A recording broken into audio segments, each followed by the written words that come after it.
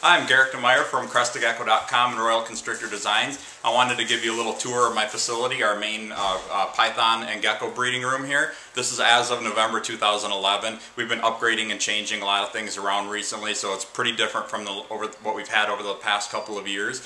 Just wanted to give like a little quick tour, kind of tell how we have everything set up, environment-wise, how we heat and cool everything. So basically, this is just a bearded dragon display that we have here. I've bred bearded dragons since 1994, and this is just the last few of them that I have left right now. I kind of got out of breeding them commercially several years ago as the ball pythons and some of my other projects kind of took center stage here. Speaking of ball pythons, this is our main breeding rack of adult breeder ball pythons. These are all Freedom Breeder rack systems. It's their new model they just came out with about a year ago. I think in 2010 we started getting these. There's a little scoop in that one. They're all heated. Back half of the rack's got a heat panel on them, which we have controlled by a Spider Robotics Herpstat Pro up there. It's keeping the temperature stable in the back half. We can do about 90-92 in the back half. Front half is roughly room temperature. We basically we keep this room most of the year. We keep the room at about 82 to 84 degrees during the day. We got about 4 or 5 degree drop at night. Nothing real drastic, but just a little bit to let the snakes know that it's it's cooler. It's nighttime, and we also keep the humidity as high as possible in here. That's one of the things we've had a difficult time with in the building, is keeping the humidity high enough. We strive for about 60% in the building. That's what's a pretty comfortable range for a ball python. Usually it's more like 40 to 50, so sometimes we have to do a little bit of misting. We even wet the floors down. We've got drains in the floors, so we can actually hose the floors down, and the radiant heaters in the floors will help keep the humidity nice and high in the room, at least until all the water evaporates. So back over here, we've got a few more racks and cages. Some green tree pythons. These are just a few displays. Green trees are one of my favorite animals for display. Unlike most pythons, they don't hide all the time. They sit out in the open. Can pull this down here.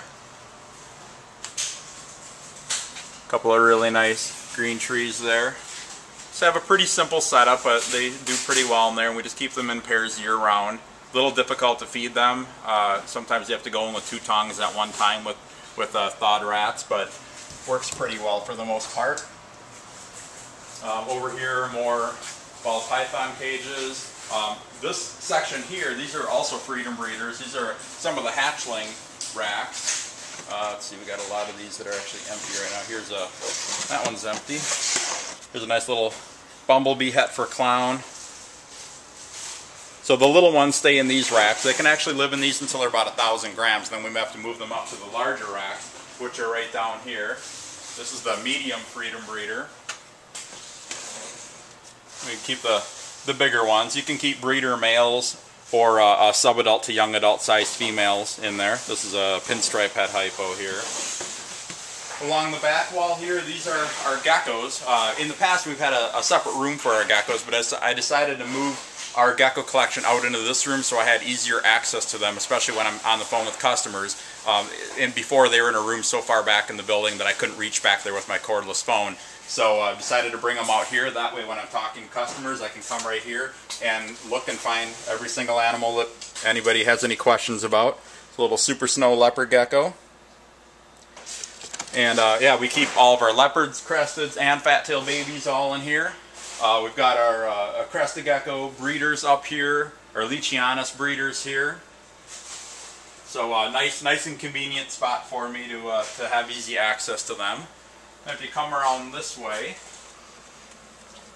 we've got another big section of more snakes. These are some of the older Freedom Breeders.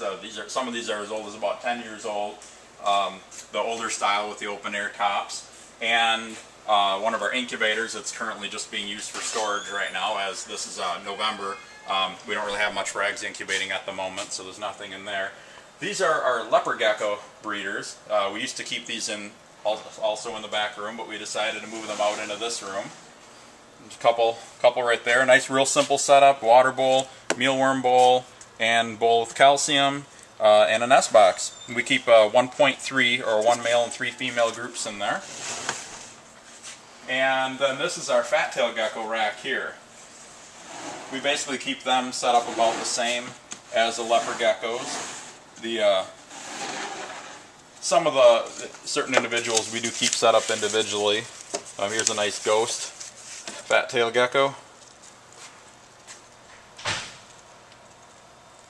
And we'll be putting nest boxes in with all these, basically just like this. So the mothers have ooh, give me a good bite. See, fat-tailed do bite every once in a while. Give them a nice little nest box in there to hide in, and that's where they lay their eggs. That's cocoa fiber bedding in there. And we keep these racks heated too. The back half of these racks are heated to about 90, 92 degrees. The front half is, again, room temperature, which is about 82 to 84 degrees most of the year, other than in the cool down. So that's the majority of the room here, of our main breeder room. You can see pictures of this online. We'll actually be updating new pictures in our galleries soon at RoyalConstrictorDesigns.com. We will also be doing a tour of the hatchling room soon, and stay tuned for more updates at RoyalConstrictorDesigns.com.